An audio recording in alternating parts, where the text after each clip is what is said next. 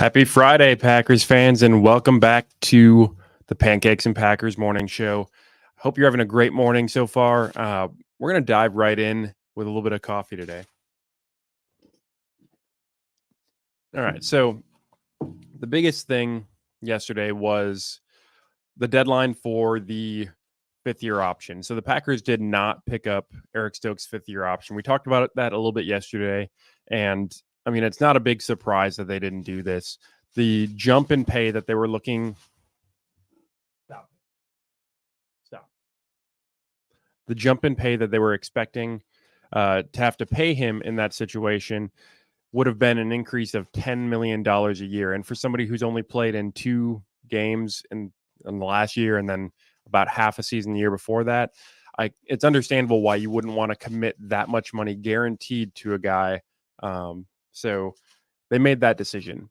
The second thing was the Packers rookies and their invitees for rookie camp reported to rookie minicamp yesterday, and they started to get some of their equipment. You see Jacob Monk here getting his locker, seeing his name on a Packers jersey, getting to see some of these guys in green and gold for the first time ever. Pretty exciting stuff. You see Tyron Hopper here getting his kit as well. Then you see a bit more of, like Jordan Love was even around, sharing, cheering some guys on, introducing himself, being that leader that he expects or that he's expected and really prides himself on being in that locker room. Kalin King, Marshawn Lloyd lacing up some shoes here, ready to get out onto the field. Then you see, Hopper again here. I believe this is 59 and getting his helmet. And then our last one is Michael Pratt also getting kitted up with his helmet. So, a lot of exciting things. We'll hopefully get to actually see some footage from some of the beat reporters today of them out on the field. And I look forward to taking a look at that and getting that out here to you guys in the YouTube sphere. And yeah, it's pretty exciting that we're actually going to see a little bit of, it's not real football. It's shorts and helmets, but still, it's exciting to see this new crop of Packers rookies out onto the field. And along with that, the last little piece of news that I'm going to talk about is there's some reports of the fact that, Alex Magoo's a little bit of the odd man out in this quarterback room now. Former USFL at the time, but UFL MVP quarterback down in Birmingham for the Stallions, made the practice squad last year in Green Bay, held on through the season, but now with the drafting of Michael Pratt, seems a little bit as the odd man out. And it seems like he's taking some action, or maybe the team is pushing him in that direction.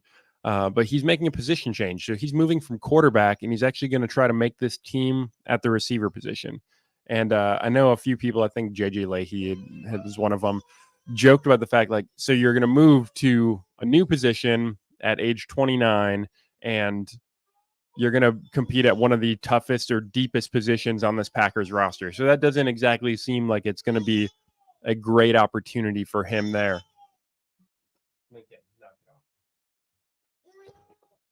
So yeah, interesting to see that that's a move, but we'll see how that goes in camp. And yeah, let's get right into today's main topic, and that is the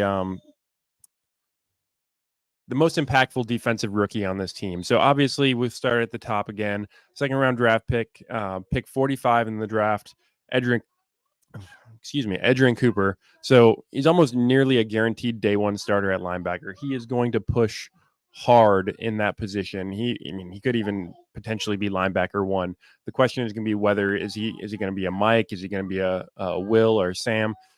We don't know at this point yet, but it's going to be hard to keep him, not only with his draft pedigree, but his intensity that he brings and his physicality, to keep him off the field early in his career. So I think he's going to end up making a major impact, specifically in run defense, because that's primarily where he, killed it in the college ranks, to be honest. He's an outstanding blitzer. He's going to come up in run support. He's going to play with his with his hair on fire. It's not quite click and close, but his reaction and drive on the ball carrier is really impressive. And I think that's going to be huge for either in run defense, as I said, or coming up if he's in coverage and breaking on guys who are maybe doing crossing routes or screen plays or something to that effect. No, sit down there.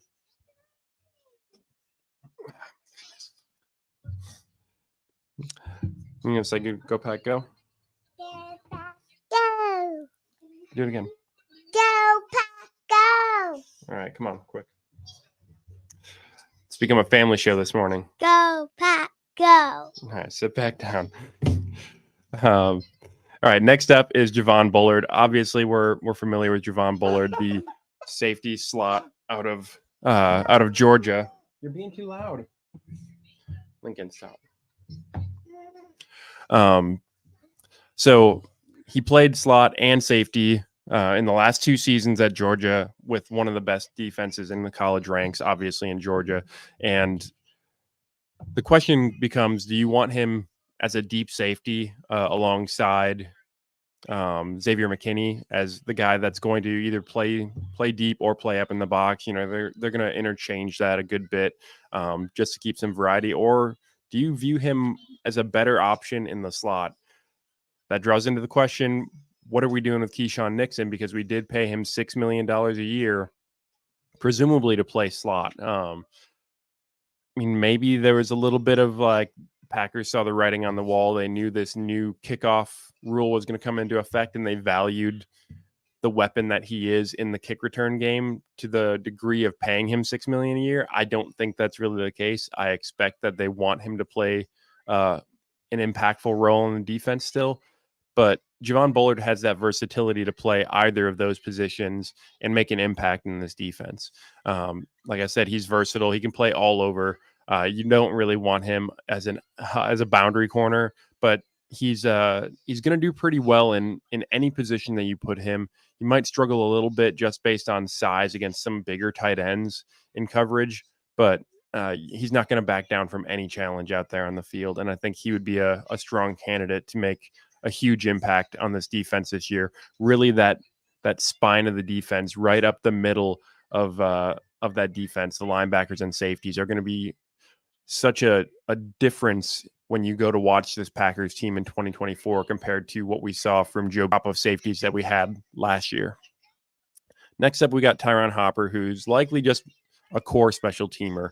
Another linebacker that was physical and aggressive, a great blitzer in Missouri's defense, but I think he's got a little bit more development to do on that defensive side. So I don't think we're going to see a huge impact on defense. He's likely competing with Eric Wilson as linebacker 4. The way I'm seeing it, it's going to be Quay and Edge as 1 and 2 in whatever order you see it.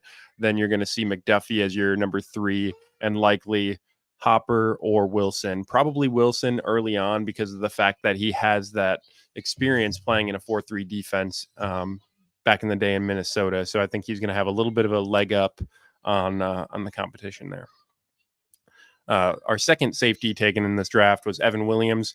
I think he will have a chance to compete. Really, Oladapo will probably have a similar chance to compete at safety, depending on the way they view that position. If they are looking at Bullard more to play a higher percentage of snaps in the slot, you're going to look at Evan Williams and Keat Oladapo to potentially have more of a chance to compete at safety. But I think we might even see a bit of a rotation at times in that safety room just to keep bodies fresh and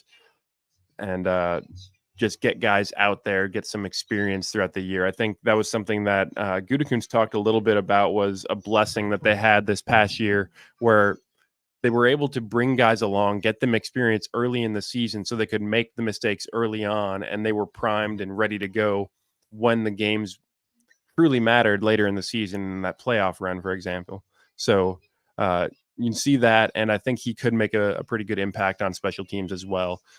Aggressive, all these guys, as Gutekunst talked about quite a bit now, can run and tackle. And that's going to be big for Rich Bisaccia's special teams unit, or the we fence, if you will. And I think these guys are going to make an impact there before they end up making an impact on the defense. And that's Evan Williams and Keat Oladapo, who we see here, who, again, I think is going to be a core special teamer. I think the way he runs around the field, I think it leans itself to being a really valuable special teamer, and could potentially just be a nice safety depth piece for this team as they get through the season. If somebody goes down with an injury, I think he's going to step in, and it's not going to be quite no step lost, but I think it's going to be